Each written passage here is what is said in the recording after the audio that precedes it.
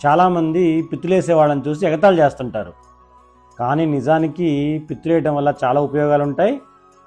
పిత్తులేయటం అనేది మన జీర్ణ వ్యవస్థ బాగా పనిచేస్తుంది అని చెప్పడానికి ఒక మంచి గుర్తు.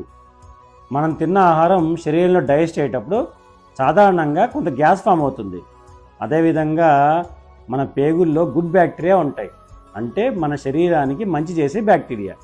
ఈ బ్యాక్టీరియా ఆహారం డైజెస్ట్ అవ్వడంలో హెల్ప్ చేస్తాయి.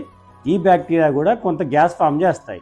ఈ గ్యాస్ అంతా కూడా పిత్తుల రూపంలో బయటికి వెళ్ళిపోతుంది.